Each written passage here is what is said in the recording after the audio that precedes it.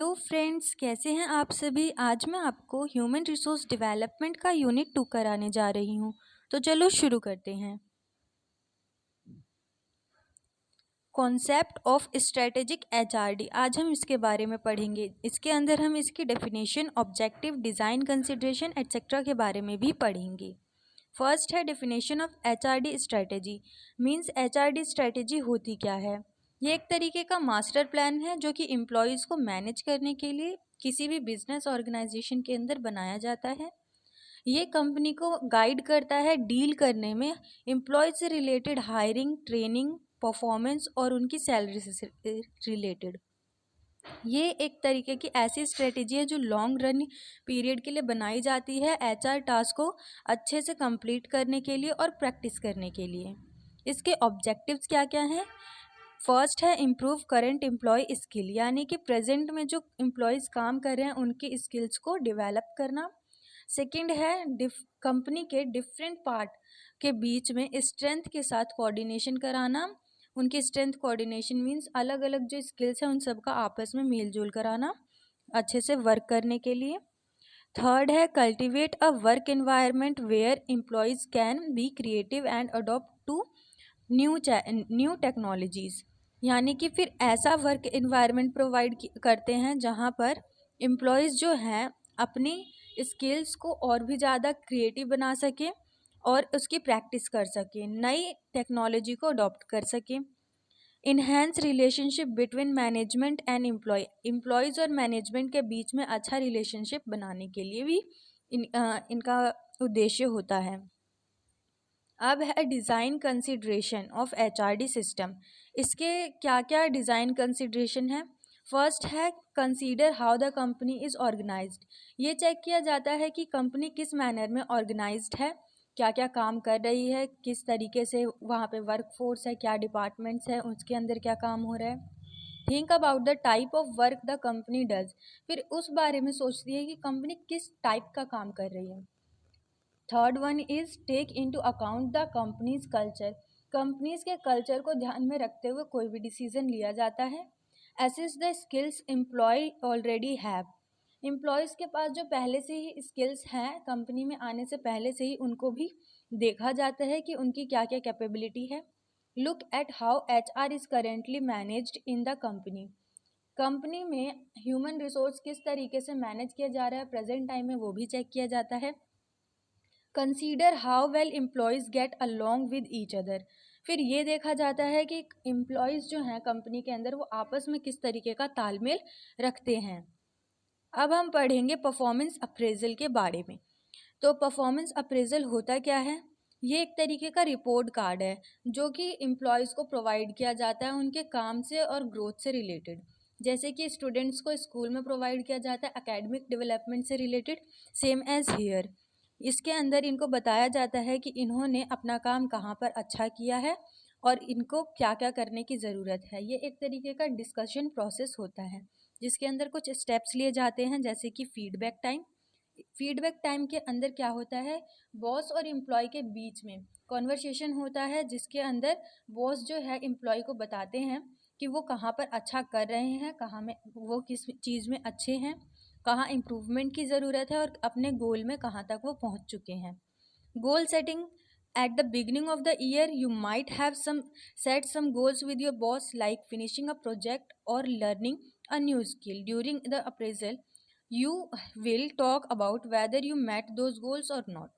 Means setting goals में appraisal period यानी काम शुरू के जो पीरियड था उसके अंदर कुछ गोल सेट किए जाते हैं बॉस के साथ कि एम्प्लॉय जो है अपना ये वाला प्रोजेक्ट टाइम पे कंप्लीट करेंगे 1 वीक 1 मंथ के अंदर, और या फिर कोई एक नई स्किल्स डेवलप करेंगे।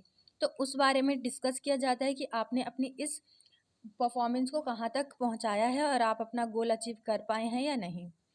टू वे स्ट्रीट, ये जो डिस्कशन है ये टू वे स्ट्रीट होता है, यानी कि इसके अंदर ज़रूरी नहीं है कि सिर्फ बॉस बोलेगा, ये इसके अंदर दोनों पार्टीज़ यानी एम्प्लॉय और एम्प्लॉयर दोनों के पॉइंट ऑफ व्यू रखे जाते हैं। फीडबैक प्रोवाइड किया जाता है और एम्प्लॉय अपनी बात भी रख सकते हैं, अगर उन्हें किसी चीज़ में परेशानी है, उन्हें कुछ बॉदर कर रहा है तो वो बता सकते हैं। अगर उन्हें लगता है कि उन्होंने अच्छा किया है, उन्हें और भी ज़्यादा शाबाशी मिलनी चाहिए या प्रमोशन मिलना चाहिए तो वो अपनी बात रख सकते हैं। Improvement plan. इम्प्रूवमेंट प्लान क्या होता है? अब if there are areas where you could be do better, your boss might help you come up with a plan to improve. This could involve more training, mentoring और just some extra support. Improve plans में क्या होता है, इस discussion के दौरान आपको आपका बॉस ये भी बताएंगे कि आपको कहाँ पे इम्प्रूवमेंट की ज़रूरत है, फिर उसके लिए वो आपके लिए कुछ प्लान्स रेडी करेंगे जिसके अंदर आप अपनी और भी अच्छी डेवलपमेंट कर सकते हैं स्किल से रिलेटेड। तो वो आपका कोई ट्रेनिंग सेशन हो सकता है, कोई मेंटोरिंग क्लास हो सकती है, या फिर कुछ एक्स्ट्रा सपोर्ट काम के दौरान आपको प्रोवाइड किया जा सकता है। At the end you will get reward and resignation. Reward and resignation यानी आपके परफॉर्मेंस के बेस पर आपको रिवॉर्ड प्रोवाइड किया जाएगा जो कि आपको मोटिवेट करने के लिए भी होगा, या आपकी सैलरी के रूप में हो सकता है, आपके प्रमोशन के रूप में हो सकता है, या फिर जस्ट आपके पीठ पर थपथपाते हुए गुड जॉब, ऐसा कुछ हो सकता है। सो ये परफॉर्मेंस अप्रेजल ओवरऑल इसके बारे में था। अब हम पढ़ेंगे nature, objective and process of performance appraisal. First है nature of performance appraisal. Nature किस तरीके का होता है परफॉर्मेंस अप्रेजल का, हम उसके बारे में पढ़ने जा रहे हैं। तो फर्स्ट है फीडबैक ओरिएंटेड। इसके अंदर जो है ये फीडबैक ओरिएंटेड होता है, यानी कि इसके अंदर आपसे काम से रिलेटेड आपको फीडबैक प्रोवाइड किया ही जाता है, या आपके जॉब परफॉर्मेंस से रिलेटेड होता है। एम्प्लॉयर जो है एम्प्लॉयज़ के साथ ओपनली कम्युनिकेट करते हैं, यानी कि खुले में अपनी विचारधाराओं को रखते हैं और अपनी एम्प्लॉय की स्ट्रेंथ, वीकनेस और कहाँ पे इम्प्रूवमेंट की ज़रूरत है, इम्प्रूवमेंट एरियाज़ के बारे में डिस्कशन करते हैं। Development tool while performance appraisal is often associated with evaluating employee for promotion और salary increases. It also serves as a tool for employee development. It help identify area where employee can grow and improve their skill. Development tool क्या है? Performance appraisal के time पर जो है employees की सारी बातें उनके वर्क से रिलेटेड बताई जाती हैं, उसके अंदर उनकी प्रमोशन से रिलेटेड भी बातें होती हैं, सैलरी बढ़ाने तक की बात होती है। और ये एक तरीके का टूल है जो डेवलपमेंट एरिया को और भी ज़्यादा बढ़ाता है, मोटिवेट करते हैं एम्प्लॉयज़ को, और ये उनको हेल्प करता है कि वो अपनी जहाँ इम्प्रूवमेंट की ज़रूरत है उसको फाइंड करें, आइडेंटिफाई करें और उसके बाद वहाँ पे वो ग्रो करें और उस स्किल को और भी ज़्यादा इम्प्रूव करें। सिस्टमैटिक इवैल्यूएशन क्या होता है? परफॉर्मेंस अप्रेजल जो है ये एक सिस्टमैटिक प्रोसेस होता है। ये ऐसे ही एम्प्लॉयज़ को नहीं बताया जाता, पहले उनसे रिलेटेड सारे डाटाज कलेक्ट किए जाते हैं जो भी कंपनीज़ में। वो डाटा जो है उनकी परफॉर्मेंस से रिलेटेड हो सकता है, उनके प्रोजेक्ट से रिलेटेड हो सकता है, और उसके बाद उन सब को एनालाइज किया जाता है उनकी परफॉर्मेंस को उस डाटा के थ्रू, और उसके बाद ही कोई भी जजमेंट एम्प्लॉय को प्रोवाइड करते हैं। अब हम पढ़ेंगे ऑब्जेक्टिव ऑफ परफॉर्मेंस अप्रेजल, यानी कि इसके क्या क्या ऑब्जेक्टिव हो सकते हैं। फर्स्ट है employee development. So employee development क्या होता है? One of the primary object of performance appraisal is to help employees improve their performance by identify strength and weakness. Employee can receive targeted training and development opportunities. Employees development, इसके अंदर ये बताया गया है कि एम्प्लॉयज़ जो हैं अपनी, ये परफॉर्मेंस अप्रेजल जो एक प्राइमरी टूल होता है, एक तरीके का एक प्राइमरी ऑब्जेक्ट है जिसके अंदर इम्प्रूवमेंट से रिलेटेड, एम्प्लॉय की इम्प्रूवमेंट से रिलेटेड सारी बातें होती हैं। तो एम्प्लॉय डेवलपमेंट की बात करें तो इसके अंदर उनको हेल्प किया जाता है आइडेंटिफाई करने में उनकी स्ट्रेंथ, वीकनेस और वो कहाँ पर अपना टारगेट अच्छा अचीव कर सकते हैं, उनकी ट्रेनिंग के और डेवलपमेंट की अपॉर्चुनिटीज़ कहाँ पे बढ़ सकती है। नेक्स्ट है discussion making. Performance appraisal provide information for making various HR discussion such as promotion, transfers and termination. It help managers assess employee contribution and potential. Discussion making, performance appraisal जो है ये employees की information provide करता है database के through, जिससे जो है मैनेजर को ये डिस्कशन लेने में आसानी होती है और वो ये इसके नतीजे पे पहुंच सकते हैं कि कहाँ किस एम्प्लॉय को उन्हें प्रमोशन देना है, किसे ट्रांसफ़र करना है, किसे टर्मिनेट करना है।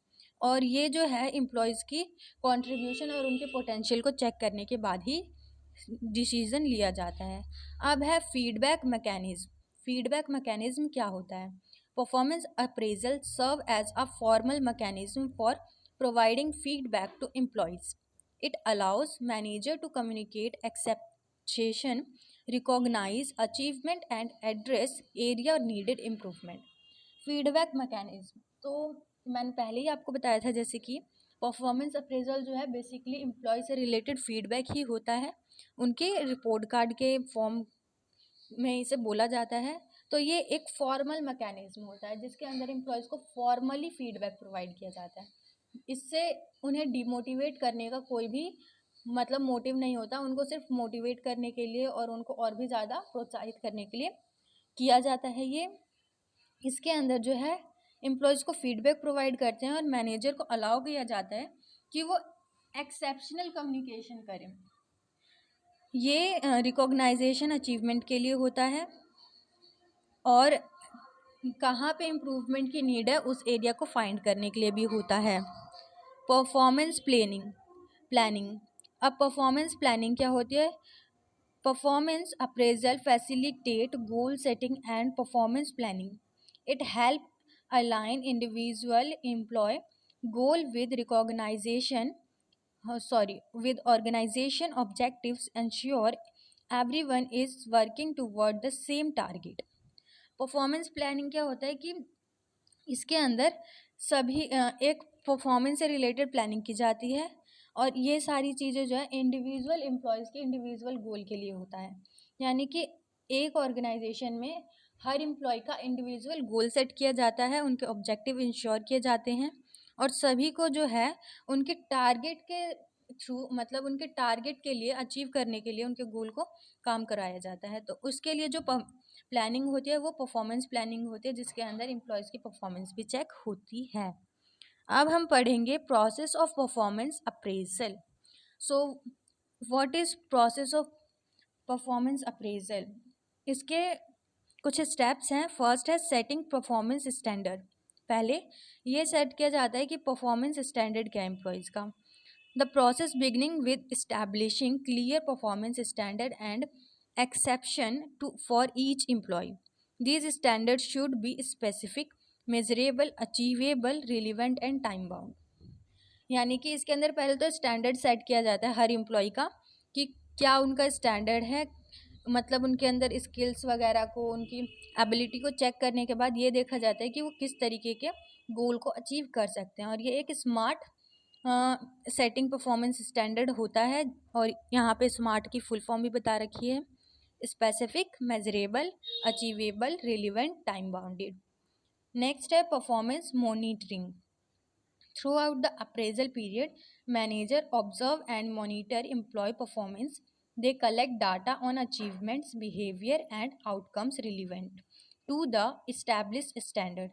परफॉर्मेंस मॉनिटरिंग यानी कि इस अप्रेजल पीरियड के अंदर मैनेजर जो है सभी एम्प्लॉयज़ को ऑब्जर्व करता है, उनकी परफॉर्मेंस को ऑब्जर्व करते हैं, उनके जो अचीवमेंट के डाटा हैं वो कलेक्ट किए जाते हैं, उनका बिहेवियर नोटिस किया जाता है, उनसे मिलने वाला, उनके वर्क से मिलने वाला आउटकम चेक किया जाता है और उसके बाद उनका एक स्टैंडर्ड सेट किया जाता है। अब हम पढ़ेंगे डाटा कलेक्शन के बारे में।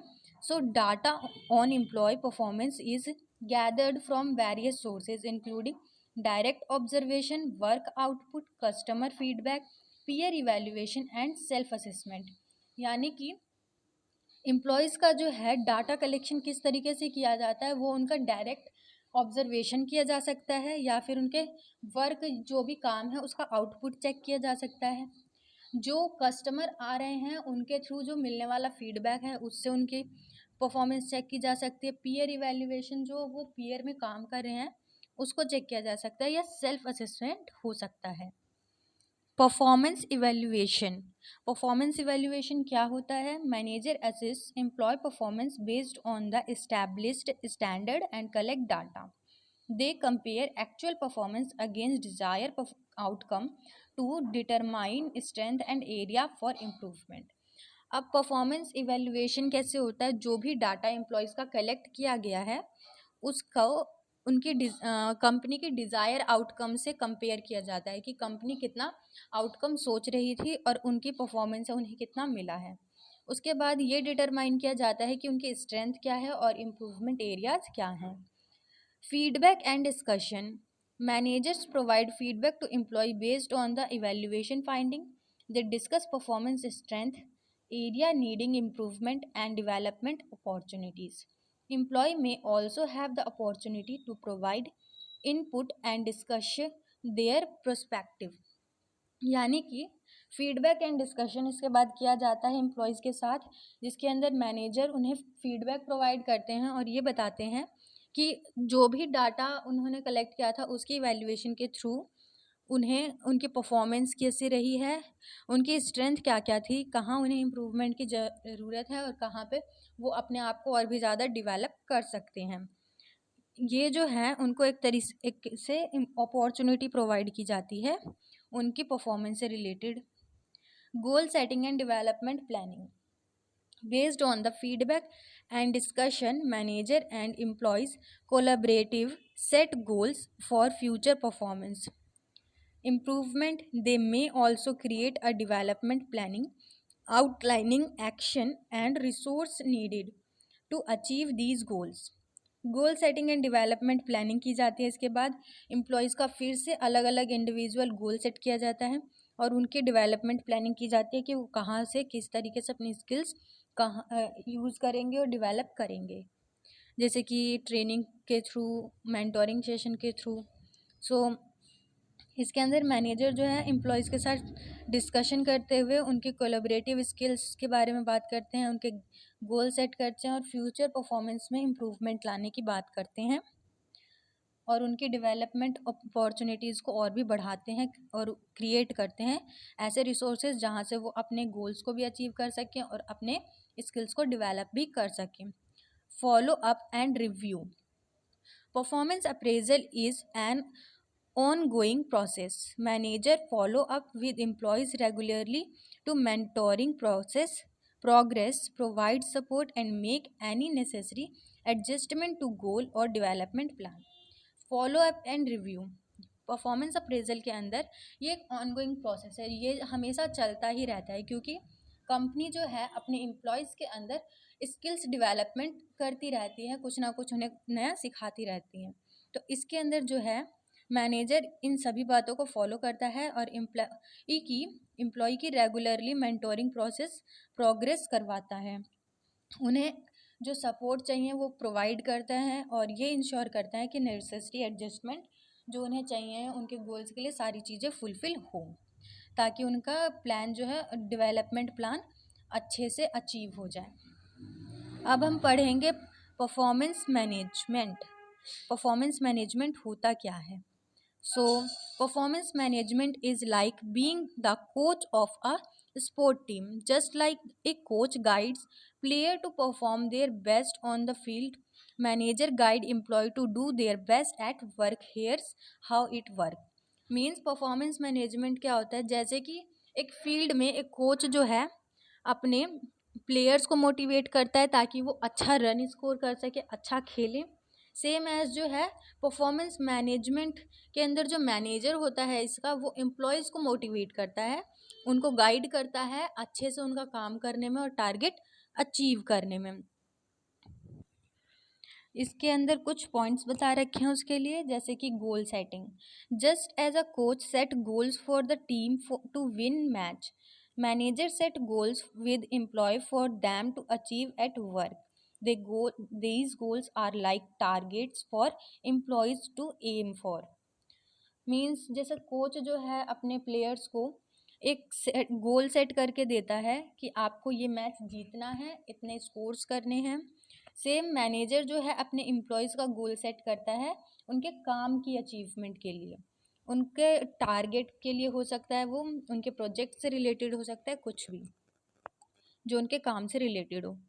Regular feedback, like how a coach give feedback during practice session, manager give regular feedback to employee about their work. They tell them what they are doing well and where they can improve. Means regular feedback जो है manager provide करेगा regular base की practice पर, employees के regular जो काम है उसके ऊपर उन्हें फीडबैक प्रोवाइड करेंगे और उसके बाद ये बताएंगे कि कहाँ वो आज अच्छा कर रहे थे और कहाँ उन्हें इम्प्रूवमेंट की ज़रूरत है। Training and development, coach trains player to improve their skill and manager provide training and development opportunities for employee to grow in the their role. यानी कि जिस तरीके से कोच ट्रेनिंग प्रोवाइड करता है अपने प्लेयर्स की स्किल्स को इम्प्रूव करने में, सेम मैनेजर प्रोवाइड करता है एम्प्लॉयज़ की स्किल्स डेवलपमेंट करने के लिए कुछ ट्रेनिंग्स, जिसमें वो अपने जो स्किल्स हैं उनको और भी ज़्यादा इम्प्रूव कर सकें। Performance appraisal, at the end of a game a coach evaluate each player performance, similarly manager evaluate employees performance through appraisal to see how well they have met their goal। At the end क्या होता है कि manager जो है अपने employees को बताते हैं कि किस तरीके से उनका परफॉर्मेंस रहा इस पूरे टाइम ड्यूरेशन के अंदर और किस तरीके से उन्होंने अच्छा परफॉर्म किया और अपने गोल को अचीव किया। मेथड ऑफ परफॉर्मेंस मैनेजमेंट, इसके अब क्या क्या पॉइंट्स है। 360 डिग्री फीडबैक, यानी कि ओवरऑल हमारे आसपास जितने भी कंपनी में लोग हैं उन सभी से फीडबैक लेना। मैनेजर हो सकता है, पीयर हो सकते हैं, सबॉर्डिनेट्स हो सकते हैं या फिर कस्टमर हो सकते हैं। मैनेजमेंट बाय ऑब्जेक्ट्स और ऑब्जेक्टिव्स, MBO, इसके अंदर क्या होता है, मैनेजर और एम्प्लॉय के बीच में एक स्पेसिफिक गोल सेट किया जाता है और एम्प्लॉय बाद में उसी गोल के ऊपर काम करते हैं। रेटिंग स्केल, रेटिंग स्केल क्या होता है, ये एक तरीके का ऐसा स्केल होता है जो मैनेजर यूज़ करता है एम्प्लॉयज़ की परफॉर्मेंस को शो करने के लिए, प्रीडिटरमाइन करने के लिए। बिहेवियरली एनरोच रेटिंग स्केल, ये जो है एक तरीके का ऐसा स्केल होता है जिसके अंदर एम्प्लॉय की सिर्फ परफॉर्मेंस को ही नहीं, उसके बिहेवियर को भी ऑर्गेनाइजेशन में देखा जाता है। अगर कोई एम्प्लॉय अच्छा परफॉर्मर है बट उसका बिहेवियर जो है रूड है ऑर्गेनाइजेशन में, तो उसको नज़रअंदाज नहीं करती है कंपनी। सारी चीज़ें चेक करती हैं, परफॉर्मेंस कैसा है, उससे प्रॉफिट कितना हो रहा है, उनका बिहेवियर कैसा है, वर्क एनवायरनमेंट कैसा बना रहे हैं आसपास।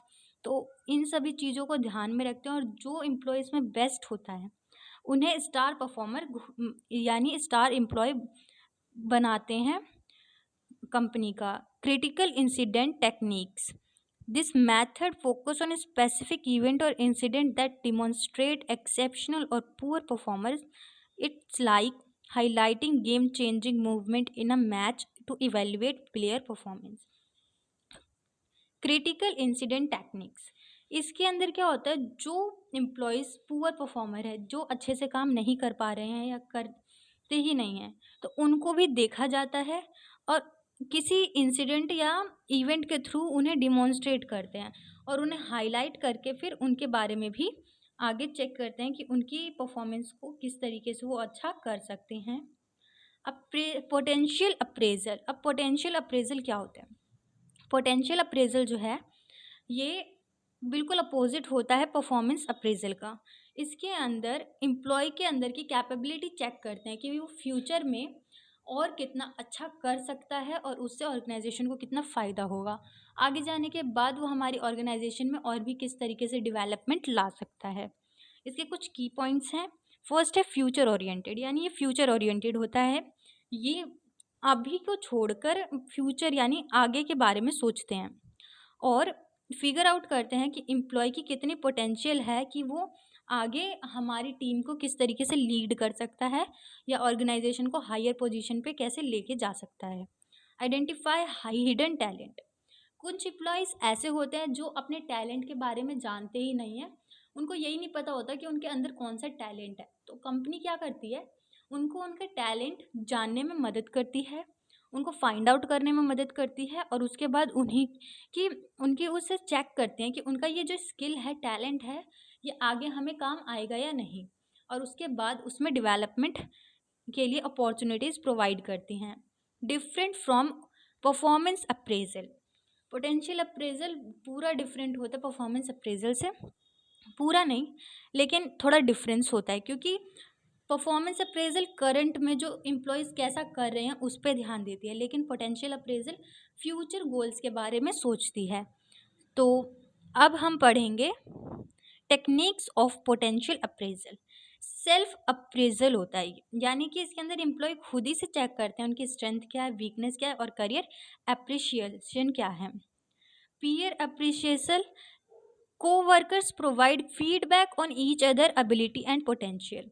पीयर अप्रिसिएशन में क्या होता है कि co-workers जो आपके साथ काम करते हैं वो एक दूसरे को उनकी मतलब फीडबैक प्रोवाइड करते हैं उनकी एबिलिटी से रिलेटेड, पोटेंशियल से related. Superior appraisal, manager evaluate their employees potential based on there observation and interaction.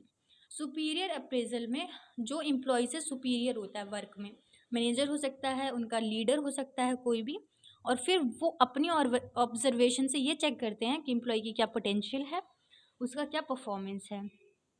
MBO, management by objective, setting specific goals and target for employees to achieve, which can reveal their potential for taking on together responsibility। यानी कि एक specific goal set किया जाता है target employees के लिए और उन्हें वो अचीव करना होता है, जिससे कि उनकी पोटेंशियल का पता करते हैं, चेक किया जाता है और वो कितने अपनी रिस्पॉन्सिबिलिटी को अच्छा कर सकते हैं उसको चेक किया जाता है। Now what is the purpose of potential appraisal? So, potential appraisal help employee understand their own strength and weaknesses better, and it help the organization identify individual who have the capacity to take on higher position in the future। It's all about preparing for future growth and success। यानी कि ये employ को उनकी strength weakness को समझने में और भी बेहतर बनाता है और ऑर्गेनाइजेशन को एक इंडिविजुअल एम्प्लॉय की कितनी कैपेसिटी है वो चेक करता है कि वो आगे फ्यूचर में किस पोजीशन पे हमारी ऑर्गेनाइजेशन को ले जा सकता है और फ्यूचर में कितनी ग्रोथ और सक्सेस हमें मिल सकती है। Employee counselling, employee counselling is like having a chat with a friend or mentor when you are feeling stressed or confused about something at work। It's supportive conversation between an employee and a counselor, often a manager or HR professional, to help them deal with work related issue and improve their well-being। Employee counselling जैसे आपने सुना ही होगा कि career counselling होता है students के लिए, same as employ counselling होता है कंपनी के अंदर एम्प्लॉयज़ का एक तरीके से फ्रेंड्स के साथ बात करना।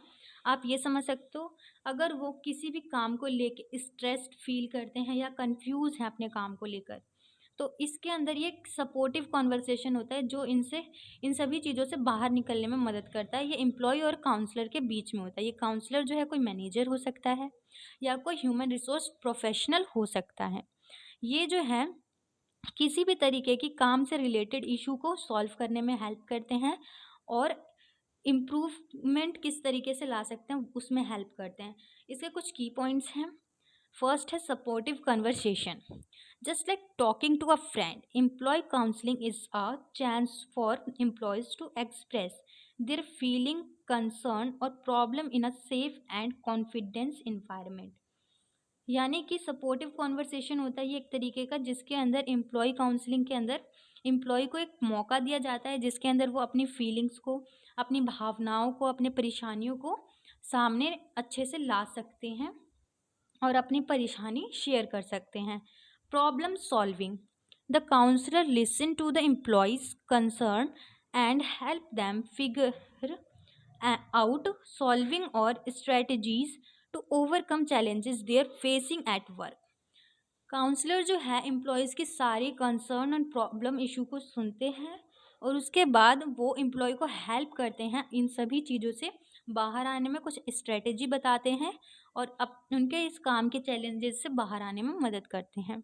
Guide and advice, the counsellor provide guidance and advice based on their experience and knowledge to help the employee navigate difficult situation और डिसीजन।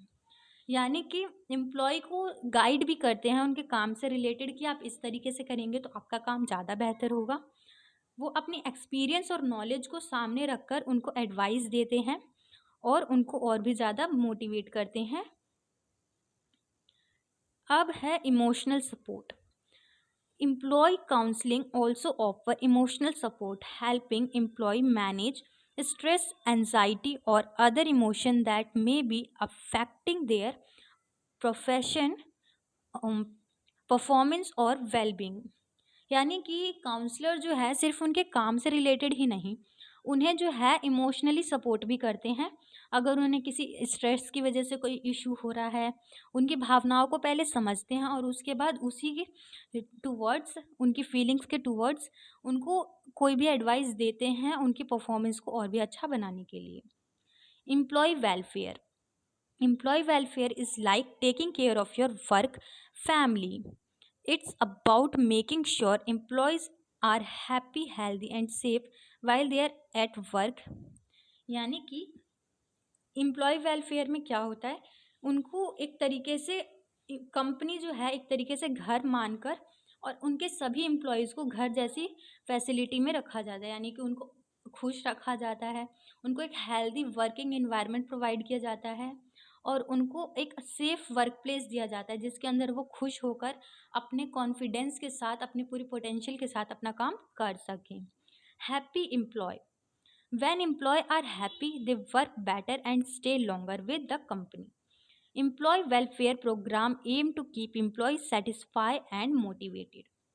हैप्पी एम्प्लॉयज़ क्या होते हैं कि ये जो है, जब एम्प्लॉयज़ हैप्पी होते हैं तो वो अपने काम करने में बहुत ज़्यादा खुश होते हैं और वो फिर कंपनी में ज़्यादा समय के लिए रुकते भी हैं।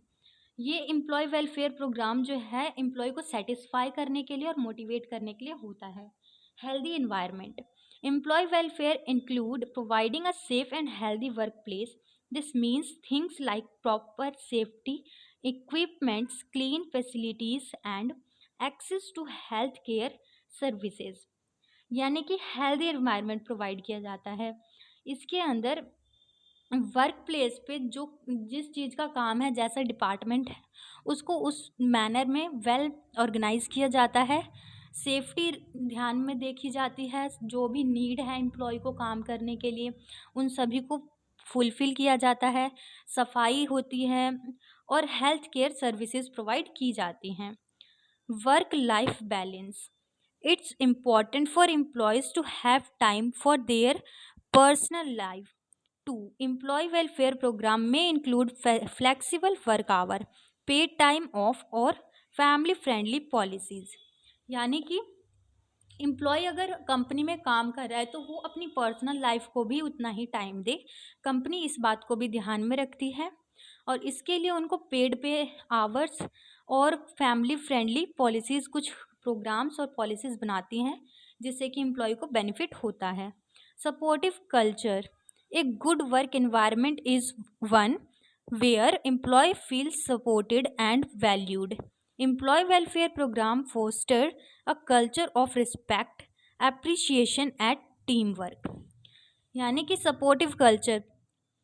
अब बहुत सारे लोग कंपनी में काम करते हैं अलग अलग जगह के, जिनका डिफरेंट तरीके का कल्चर होता है, रिलीजन्स होते हैं, तो उन सभी को रिस्पेक्टफुल फील कराता है कंपनी। ऐसा इन्वायरमेंट तैयार करती है जहाँ उन्हें रिस्पेक्टफुल फील हो, उन्हें ऐसा लगे कि वो अकेले नहीं है, सपोर्टिव फील हो। इस तरीके का इन्वायरमेंट तैयार करती है कंपनी और उनका टीम वर्क भी और अच्छे से हो, उनको अप्रिसिएशन प्रोवाइड करती है। ये सभी चीज़ें देखती है company. Features of employee welfare. Comprehensive coverage. Employee welfare program cover a wide range of need including healthy, safety, recreation and social support. Comprehensive coverage, इसके अंदर क्या होता है, एम्प्लॉय वेलफेयर प्रोग्राम जो है एम्प्लॉय की नीड से रिलेटेड, यानी उनकी हेल्थ से, सेफ्टी से, रिक्रिएशन से, सोशल सपोर्ट, इन सभी बातों को ध्यान में रखती हैं और एम्प्लॉय को ये सारी चीज़ें प्रोवाइड कराती हैं। Voluntary participation. Participation in employees welfare program is usually voluntary, meaning employees can choose which benefit they want to take advantage of।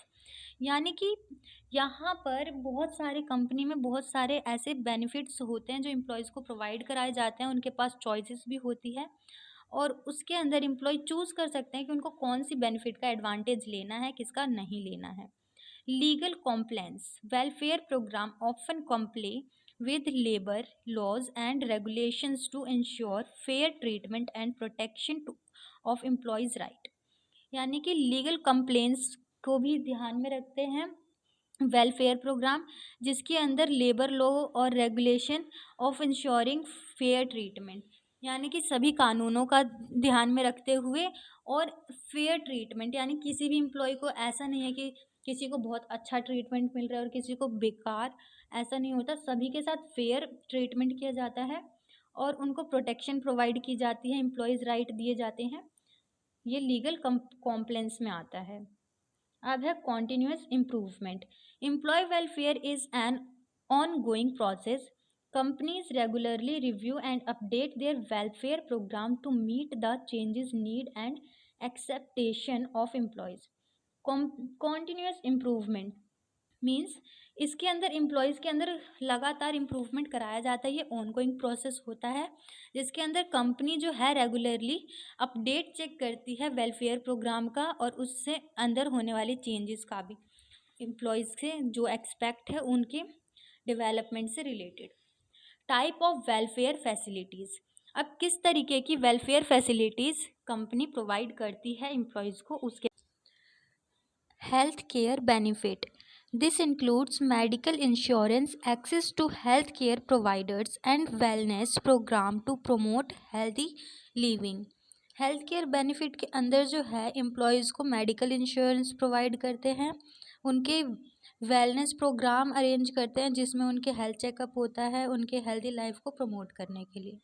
Safety major, providing a safe working environment with proper safety equipments, training and protocols to prevent accident and injury. Employees को safety measurement भी दिया जाता है जिसके अंदर काम करते दौरान अगर उनके साथ कुछ होता है, उनको कोई इंजरी आती है तो उसके लिए भी उनको मेडिकल ट्रीटमेंट मिलता है। अगर कोई एक्सीडेंट हो जाता है उनका कुछ भी, तो उनको सेफ्टी के लिए इक्विपमेंट्स और ट्रेनिंग भी प्रोवाइड की जाती है। Financial assistance, offering financial benefit such as retirement plan, bonus और loan to help employees manage their finance. Financial assistance के अंदर जो है एम्प्लॉयज़ को फाइनेंशियली सपोर्ट किया जाता है, जैसे रिटायरमेंट प्लान्स उनके लिए सेट किए जाते हैं आफ्टर रिटायरमेंट उनको क्या मिलने वाला है, उनको बोनस प्रोवाइड किया जाता है, लोन्स भी प्रोवाइड किए जाते हैं कंपनी के थ्रू, सो जिसकी वजह से वो फाइनेंशियली अपने आप को मैनेज कर सके। Work life balance facilitate like flexible work hour, telecommuting option and child care services to help employees balance their work and personal life. मतलब वर्क लाइफ बैलेंस यानी काम और अपने लाइफ दोनों के बीच में इक्वल बैलेंस, जितना हम काम को प्रायोरिटाइज कर रहे हैं उतना ही हमें अपने पर्सनल लाइफ को भी करना है। एम्प्लॉयज़ को इसके लिए भी फैसिलिटीज़ प्रोवाइड की जाती है, उनको फ्लेक्सिबल वर्किंग आवर मिलता है, वो उनको चाइल्ड केयर सर्विसेज प्रोवाइड की जाती है उनके बच्चों के लिए, और भी काफ़ी कुछ। Recreational facilities, providing recreational facilities like gym, support club or relaxation area to help employees de-stress and unwind. Recreation facilities के अंदर क्या होता है कि एम्प्लॉयज़ को अपना काम के बाद अगर थक जाते हैं तो उनको कुछ ऐसे एरियाज़ प्रोवाइड करते हैं जहाँ पे वो आराम कर सकें और अपना स्ट्रेस कम कर सकें, जैसे gym, support club, relaxation area. Counselling services, counselling services जो है इसके अंदर एम्प्लॉयज़ को काउंसलिंग क्लासेस प्रोवाइड की जाती है जिसके अंदर वो अपने स्ट्रेस इश्यू से रिलेटेड काउंसलर से डिस्कस कर सकते हैं और उनको अच्छी एडवाइस प्रोवाइड की जाती है जिससे वो अपना वर्क लाइफ बैलेंस भी कर सकते हैं। Training and development, providing opportunities for skill development, career advancement and education to help employees grow and succeed in their career. Training and development में क्या होता है, एम्प्लॉयज़ को उनकी स्किल्स के लिए ट्रेनिंग प्रोवाइड की जाती है, उनकी डेवलपमेंट कराई जाती है उनके एजुकेशन से रिलेटेड, ताकि वो आगे अपना करियर और भी अच्छा बना सकें। अब है work life balance. Work life balance एक बैलेंस डाइट की तरह होता है, जैसे हमें हेल्दी बॉडी के लिए बैलेंस डाइट चाहिए होती है, उसी तरह हमें हेल्दी लाइफस्टाइल के लिए बैलेंस लाइफस्टाइल चाहिए होती है, जो हमारे काम और लाइफ को बैलेंस करती है, जिसके अंदर हम काम के साथ साथ अपने परिवार को, अपनी हॉबीज़ को और अपने आप को रिलैक्स कर सकें। इसके कुछ की पॉइंट्स हैं। फर्स्ट है time for everything. Just like you need to eat different food for a healthy body, you need to spend time on different things for a healthy life. जैसे कि हमें हर चीज़ को टाइम देना चाहिए।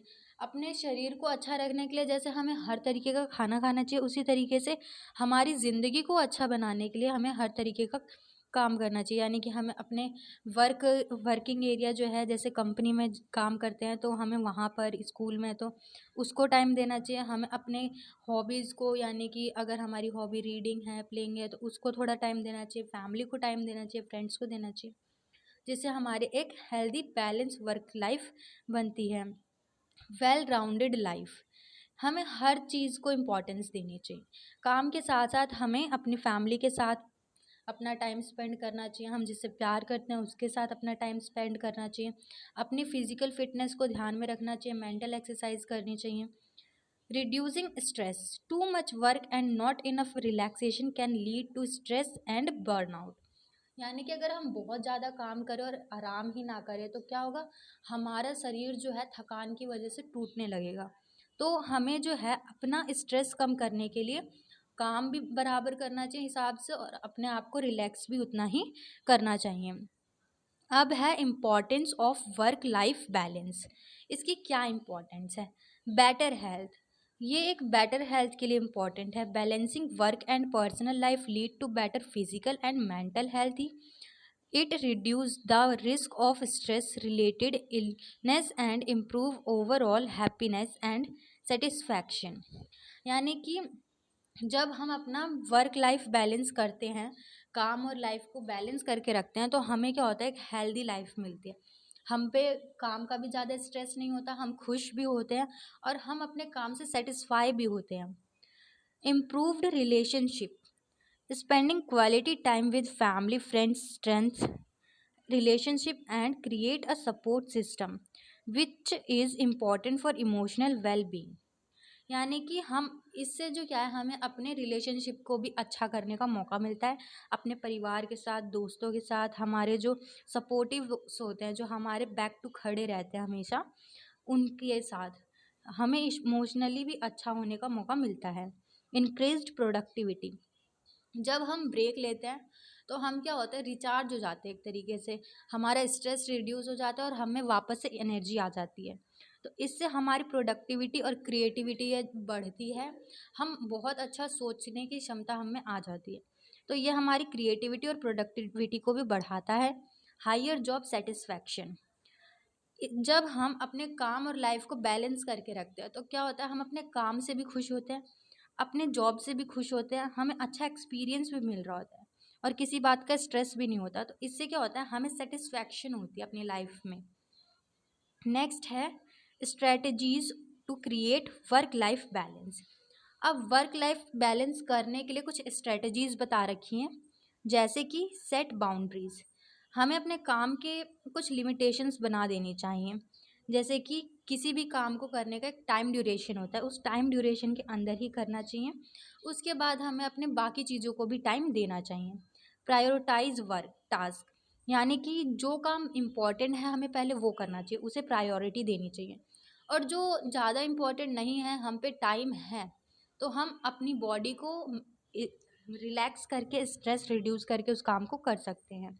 शेड्यूल ब्रेक, यानी कि हमें रेगुलरली काम करने के बाद थोड़ा ब्रेक लेना चाहिए, शेड्यूल करना चाहिए डेली लाइफ में, जिसके अंदर हम रीडिंग कर सके, वॉक पे जा सके, फैमिली के साथ टाइम स्पेंड कर सके। इससे क्या होता है, हमारा जो बॉडी है और मेंटली हम बहुत अच्छा फील करते हैं और हमें एक नई एनर्जी मिलती है काम करने के लिए। Flexible work arrangement, explore options for a flexible work arrangement such as telecommuting or flexible hour to better accommodate personal commitments। Flexible work arrangement, इसके अंदर क्या होता है कि हमें जो है अपने काम के अरेंजमेंट को फ्लेक्सिबल करके रखना चाहिए, उसे अच्छा से करना चाहिए और इसे फ्लेक्सिबल आवर में भी कर सकते हैं। जैसे अगर हमें कभी कहीं जाना हो तो हम अपने उस काम को फ्लेक्सिबल आवर में कन्वर्ट कर सकते हैं। इससे क्या होता है, वर्क अरेंजमेंट करते हैं हम और अपनी पर्सनल कमिटमेंट्स भी पूरी कर सकते हैं timely. Delegate responsibility, learn to delegate tasks at work and at home to lighten your workload and free up with for other activities। जब हम अपने टास्क को डेलीगेट करते हैं तो क्या होता है, हम अपने घर पे अपने काम को हल्का कर लेते हैं अपने शरीर से, कि हम अपना फ्री टाइम जो है उसमें अपनी अदर एक्टिविटी करेंगे और इससे क्या होता है, वर्कलोड जो है कम हो जाता है। Plan leisure activity, schedule time for leisure activity and hobby that you enjoy, make time for activities that help you relax and unwind। यानी कि हमें वैसी एक्टिविटीज़ भी प्लान करनी चाहिए जो हमारी हॉबीज़ में है, जिसे हम इंजॉय करते हैं, जो हमें ज़्यादा जल्दी रिलैक्स कर सकती है और हमारे माइंड को शांत कर सकती है। Practice self care, take care of your physical and mental health by eating well, exercising regularly, getting enough sleep and practicing stress management techniques। यानी कि हमें अपनी खुद की भी देखभाल करने की कोशिश करनी चाहिए। हमें अपने आप को फिज़िकली फ़िट रखना चाहिए, मेंटली फ़िट रखना चाहिए। अब हमें टाइमली एक्सरसाइज करनी चाहिए, इनफ स्लीप लेनी चाहिए, सोना चाहिए, बहुत सारे काम करने चाहिए जिससे जो है हमारा स्ट्रेस जो है रिड्यूस होता है। अब हम पढ़ेंगे role of an HR developer. An HR developer is like a coach and mentor for employees. They help people grow, learn new skills, and reach their full potential at work। HR developer कौन होते हैं? ये coach या mentor की तरह होते हैं employees के लिए, जो पीपल को उनकी ग्रोथ में हेल्प करते हैं, उनकी नई स्किल्स को सीखने में मदद करते हैं और उनकी पोटेंशियल, काम के लिए जो पोटेंशियल है उसको इंक्रीज़ करते हैं। किस किस तरीके से? ट्रेनिंग एंड डेवलपमेंट के through. Just like a coach teach player new techniques, HR developer provide training program to help employee learn new skill and improve their performance. जैसे कि एक कोच जो है अपनी टीम को ट्रेनिंग देता है अच्छा परफॉर्म करने के लिए, ऐसे ही HR डेवलपर जो है एम्प्लॉयज़ को ट्रेनिंग देता है उनकी स्किल्स को इम्प्रूव करने के लिए, परफॉर्मेंस को इम्प्रूव करने के लिए, डेवलप करने के लिए। Career development, HR developer help employees plan their career and set goals for growth within the company. They provide guidance on advancement opportunities and how to achieve them. Career development में HR developer जो है employees को उनके career से related goal set करने में help करते हैं और कंपनी के अंदर ही उनको वो गोल की ग्रोथ करने में और अचीव करने में मदद करते हैं, उनको गाइडेंस प्रोवाइड करते हैं, अपॉर्चुनिटीज़ प्रोवाइड करते हैं। Performance management, HR developer work with managers to evaluate employees' performance and identify area for improvement. They help create development plans to address any weakness and build on strength। Performance management में क्या करता है? HR developer manager के साथ मिलकर employees की performance को identify करते हैं, उनकी इम्प्रूवमेंट चेक करते हैं, वीकनेसेस को आइडेंटिफाई करते हैं और उसी वीकनेस को स्किल बना के उनकी जो है स्ट्रेंथ बना देते हैं। मतलब उनको उनकी वीकनेस ख़त्म करने में हेल्प करते हैं और स्किल्स को और भी ज़्यादा डेवलप करवाते हैं। Talent management, HR developer identify talent individual within the organization and help nurture their skill. They create a strategy for attracting, retaining and developing top talent। Talent management क्या करते हैं? इसके अंदर इंडिविजुअल एम्प्लॉय का, उनका खुद का टैलेंट आइडेंटिफाई करते हैं जो एम्प्लॉयज़ को पता नहीं होता उनके बारे में, और फिर ऑर्गेनाइजेशन के अंदर उसको उनके उसी नेचर को स्किल बना के उन्हें डेवलप कराते हैं, स्ट्रेटजीज देते हैं और उनके इस टैलेंट को बाहर लाते हैं जिससे वो और भी अच्छा परफॉर्म कर सके। Succession planning, HR developers plans for the future by identifying potential leaders within the organization and prepare them for key role. They ensure that there are qualified individuals ready to slip into leadership potential when succession planning. HR developer plans for future by identifying potential leader the organization and prepare them for key roles. Succession planning में क्या होता है, HR developers जो है employees को identify करते हैं, उनकी पोटेंशियल को आइडेंटिफाई करते हैं कि वो फ्यूचर में और कितना अच्छा कर सकते हैं, ऑर्गेनाइजेशन को उनसे कितना बेनिफिट होगा, और उनको इस स्टेप के लिए रेडी करते हैं कि आगे जाके अगर कोई लीडरशिप की पोजीशन है तो वो उसे एक्वायर कर सके और उस पर अच्छे से काम भी कर सके, यानी कि उसके कैपेबल हों. एम्प्लॉय इंगेजमेंट यानी कि काम को लेकर एम्प्लॉयज़ जो हैं अपने काम में अच्छे से मोटिवेट होकर करें, अच्छे से इंगेज होकर करें. इसके लिए कुछ प्रोग्राम्स क्रिएट करती है एंड इसके अंदर जो है पॉजिटिव एनवायरनमेंट दिया जाता है एम्प्लॉयज़ को, जिसके अंदर वो मोटिवेट होके कंप्लीट एनर्जी के साथ अपनी फुल पोटेंशियल को यूज़ करके अच्छे से काम करें. अब है फिजिकल रिसोर्सेज फॉर एचआरडी, यानी कि ह्यूमन रिसोर्स डेवलपमेंट के लिए क्या क्या फिजिकल रिसोर्स कंपनी प्रोवाइड करती है. जैसे कि ट्रेनिंग फैसिलिटीज़ के लिए कंपनी जो है एम्प्लॉयज़ को ट्रेनिंग रूम प्रोवाइड करती है, क्लासरूम हो सकता है, कॉन्फ्रेंस रूम हो सकता है. उसके अंदर उन्हें प्रोजेक्टर प्रोवाइड किया जाता है, वाइट बोर्ड प्रोवाइड किया जाता है, ऑडियो वॉइसल प्रोवाइड किया जाता है, जिससे जो है अच्छे से ट्रेनिंग प्रोग्राम कंडक्ट किया जा सके. Computer lab facility with computers, internet access and software necessary for e-learning, online training module और computer based simulation. Computer lab के अंदर क्या किया जाता है, उनको सारी कंप्यूटर से रिलेटेड फैसिलिटीज़ प्रोवाइड की जाती है ताकि वो इलेक्ट्रॉनिक लर्निंग भी अच्छे से गेन कर सके, जैसे कि internet, software, computer based simulation, training modulation, online e learning etcetera. Library और resource centre a designated area with book, journal and online resource related to HRD topic, provide employees access to relevant material for self learning and research.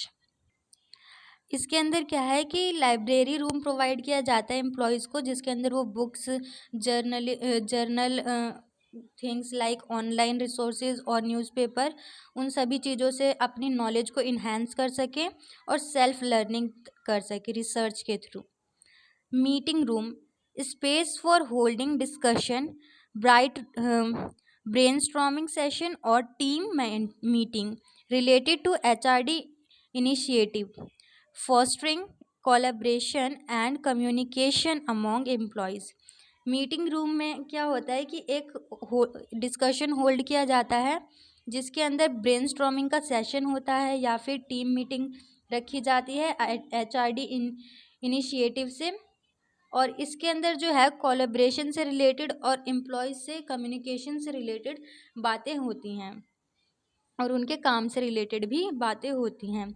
Recreational area space for relaxation and socialisation such as break room, cafeteria और outdoor areas, promoting employee wellbeing and creating a conductive environment for learning and development. अब इसके अंदर क्या है, recreation area के अंदर employees को rest room provide किया जाता है जहाँ पे वो आराम कर सकते हैं, या फिर वो आउटडोर एरिया हो सकता है, प्रमोटिंग एम्प्लॉय हो सकता है, यानी कि उनको प्रमोट करके अच्छे एरिया में भेजा जाए, अच्छे इन्वायरमेंट में जहाँ उनकी लर्निंग भी अच्छे से हो और उनके अंदर डेवलपमेंट भी हो. Financial resource for HRD human resource development के लिए क्या क्या फाइनेंशियल रिसोर्सेज अब होते हैं उसके बारे में. Budget allocation fund allocated specifically for HRD activities including training program, workshop, seminar, conference and the purchases of learning material और resource. यानी कि बजट एलोकेशन में क्या होता है, ये एक तरीके का फंड है जो HRD एक्टिविटीज़ के लिए स्पेशली बचा के रखा जाता है और उनके लिए यूज़ होता है, जैसे कि उनके ट्रेनिंग प्रोग्राम में यूज़ हुआ, वर्कशॉप में, सेमिनार में, कॉन्फ्रेंस में, यानी उनके ही लर्निंग में, उनसे उनकी लर्निंग के लिए कोई भी मटेरियल रिक्वायर है, सोर्स रिक्वायर है, तो उसको परचेज करने में। नेक्स्ट है salaries and benefit, financial resource for hiring qualified HR professional, trainer, facilitator और consultant to design and deliver HRD initiative. Salary and benefit, इसके अंदर क्या होता है, फाइनेंशियल रिसोर्स जो है प्रोवाइड होता है HR प्रोफेशनल्स को हायर करते वक्त, उनको पे किया जाता है ये, ताकि वो अच्छे ट्रेनर्स आएँ, फैसिलिटेटर हों या कंसल्टेंट जो कि अच्छे से हैं, HRD इनिशिएटिव को डिलीवर करें और डिज़ाइन करें। Technology investment, budget for investing in technology infrastructure, software, learning management system LMS और e-learning platform to facilitate online learning and training delivery. इसके अंदर क्या है, टेक्नोलॉजी में इन्वेस्टमेंट किया जाता है जिससे एम्प्लॉयज़ को और भी अच्छे से ट्रेनिंग प्रोवाइड हो और उन्हें बेटर अंडरस्टैंडिंग हो। इसके अंदर टेक्नोलॉजी इंफ्रास्ट्रक्चर में जो है इन्वेस्ट किया जाता है, जैसे सॉफ्टवेयर लर्निंग के लिए, ई लर्निंग प्लेटफॉर्म्स में, facilitating online learning and training delivery में। External training cost, expenses related to outsourcing training program, hiring external trainers or consultant, or sending employee to external workshop or conferences for skill development। External training cost अलग से होता है, यानी कि जब employees को company के बाहर भेजकर उनकी ट्रेनिंग कराई जाती है, किसी अलग वर्कशॉप में या बाहर से किसी कोई ट्रेनिंग प्रोग्राम में भेजा जाता है या कोई ट्रेनर बाहर से आता है, तो इन सब का अलग कॉस्ट होता है। Travel and accommodation, financial position for covering travel expenses, accommodation and per diems for employee attending off site training programmes, workshop और कॉन्फ्रेंस। इसके अंदर क्या है कि कंपनी जो है एम्प्लॉयज़ को भेजने के लिए जो ट्रैवल एक्सपेंसेस लगता है उनका खर्चा देती है, और वहाँ जहाँ ये आउट सोर्सेज से ट्रेनिंग लेते हैं उनको भी पे करती है।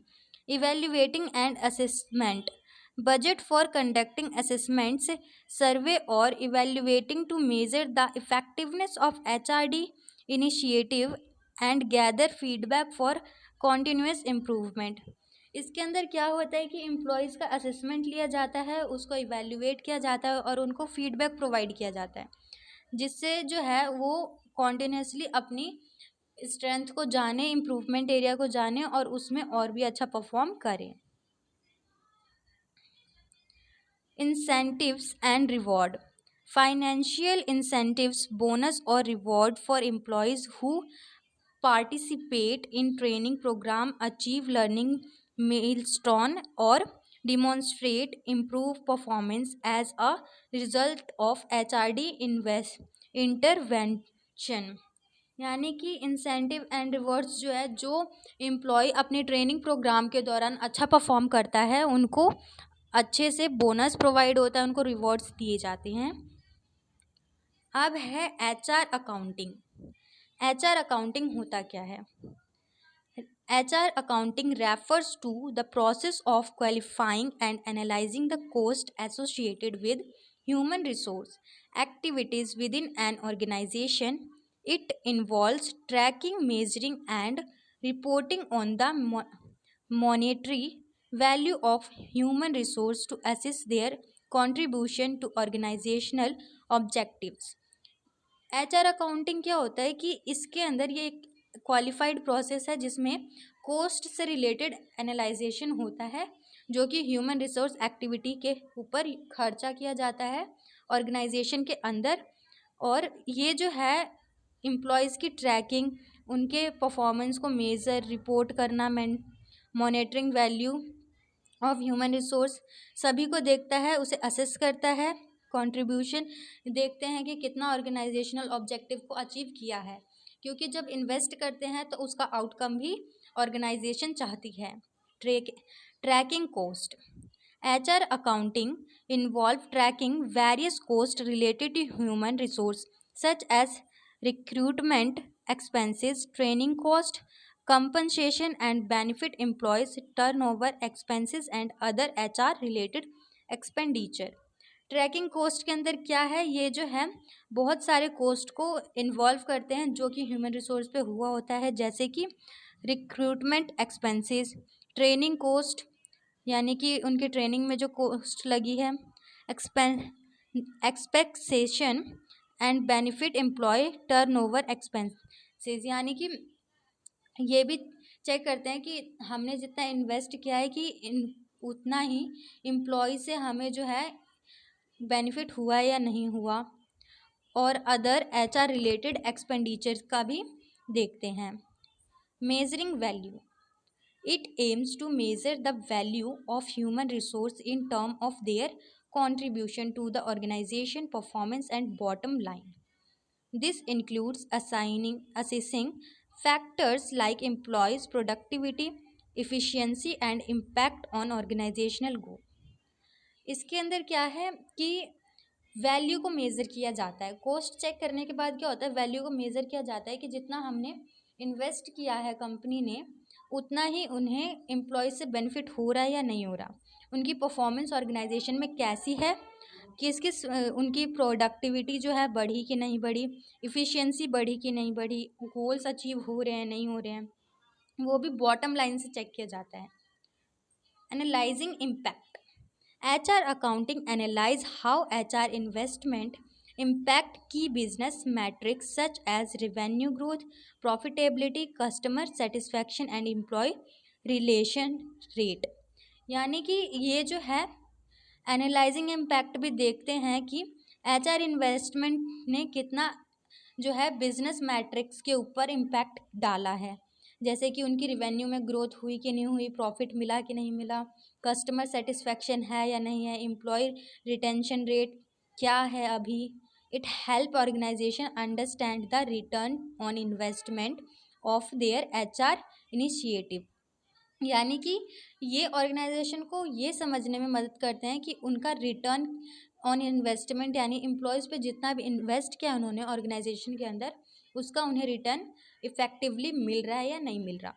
Reporting insight, the finding from HR accounting are reported to management in a format that provides insight into the financial implication of HR discussion. This information guide strategic HR planning, budgeting and discussion making process. Reporting insight, ये क्या है, ये जो है HR accounting की एक तरीके की रिपोर्ट होती है जो मैनेजमेंट और ऑर्गेनाइजेशन को फॉर्मेट के रूप में प्रोवाइड करते हैं, और ये चेक किया जाता है कि उनका जो है इम्प्लीकेशन कैसा है, और उसके बाद ये जो है डिस्कशन मेकिंग में भी हेल्प करता है। ये गाइड करते हैं कि किस तरीके की स्ट्रेटजी आगे अपनानी चाहिए, HR प्लानिंग्स करनी चाहिए बजटिंग से रिलेटेड और डिस्कशन मेकिंग प्रोसेस से related. Enhancing discussion making, by providing financial data and analysis, HR accounting help management make informed discussion regarding resources allocation, workforce planning, talent management strategies and performance in improvement initiative। यानी कि enhance discussion making, ये discussion making को बढ़ावा देते हैं। Financial data को analyse करने के बाद जो है मैनेजमेंट को इस चीज़ में मदद मिलती है, क्योंकि उन्हें जो है अब इंफॉर्मेशन मिल जाती है डिस्कशन से रिलेटेड, अब वो इन्फॉर्म है और किस तरीके के रिसोर्स से अब उनके वर्कफोर्स को प्लान करके आगे चलना है, किस तरीके का टैलेंट और रिक्वायरमेंट है, किस तरीके की स्ट्रेटजी अपनानी है, ये सारी चीज़ें उन्हें पता लगने लगती है। HR ऑडिट, अब HR ऑडिट होता क्या है। HR audit, also known as Human Resource Development Audit, is a process of evaluating and assessing the effectiveness and efficiency of an organization, human resource development activities and practice। ये HRD audit जो है human resource development audit होता है। ये process होता है evaluating and असेसिंगनेस का, जिसके अंदर ऑर्गेनाइजेशन की इफ़ेक्टिवनेस एंड इफ़िशियंसी जो है ह्यूमन रिसोर्स डेवलपमेंट की चेक की जाती है एक्टिविटीज़ और उनकी प्रैक्टिसेस के थ्रू। अब इसके अंदर कुछ पॉइंट्स हैं, जैसे कि evaluating of HRD practices. HRD audit involves reviewing and analyzing various HRD practices within an organization, including training and development program, performance management systems, talent management strategies, career development initiative, and employees engagement activities. ये जो है evaluating of HRD practices, ये काफ़ी सारी चीज़ें अपने अंदर involve करती हैं, जैसे कि training development program, performance management system, talent management strategies, career development and so on. Assessment of alignment. It assesses the alignment of HRD practices with the organization strategic objective and goal. This involves evaluating whether HRD activities support the overall mission, vision and value of the organization. इसके अंदर जो क्या है, ये assess किया जाता है कि HRD प्रैक्टिसेस जो ऑर्गेनाइजेशन के अंदर ऑब्जेक्टिव एंड स्ट्रेटजी अपना रही है गोल को अचीव करने के लिए, वो सच में उनके मिशन विज़न को अचीव करने में हेल्प कर रहे हैं या नहीं कर रहे, उससे जो वैल्यू ऑफ ऑर्गेनाइजेशन क्या है. Identification of strength and weaknesses.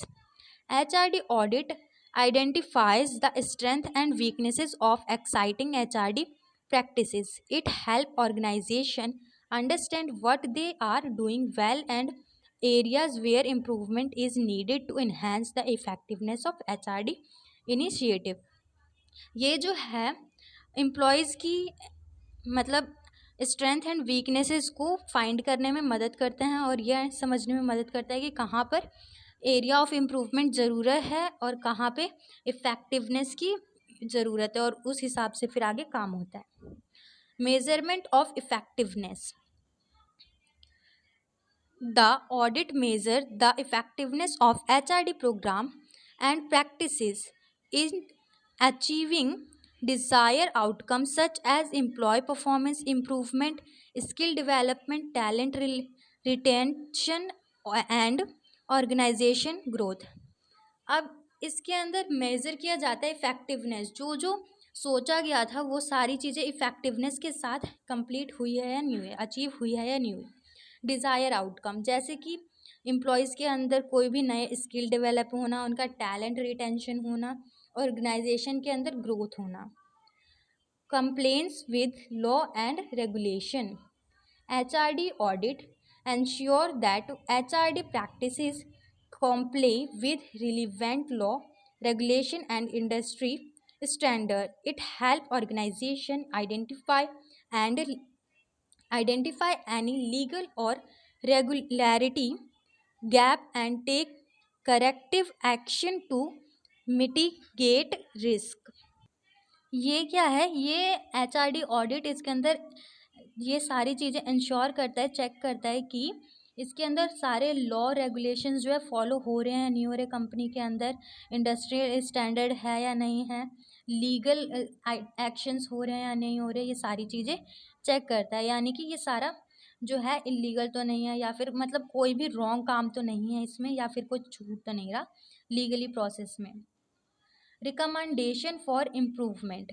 Based on the finding of the audit, recommendations are provided to improve HRD practices and process. These recommendations may include implementing new program, revising exciting policies, enhancing training method, or relocative resource. Recommendation for improvement. इसके अंदर क्या बोला गया है कि जो भी recommendation है इम्प्रूवमेंट से रिलेटेड वो प्रोवाइड की जा रही है या नहीं, उसकी प्रैक्टिस HRD में हो रही है या नहीं, ह्यूमन रिसोर्स डेवलपमेंट उसकी प्रैक्टिस कर रहा है या नहीं कर रहा है, उसमें प्रोसेस हो रहा है नहीं हो रहा है.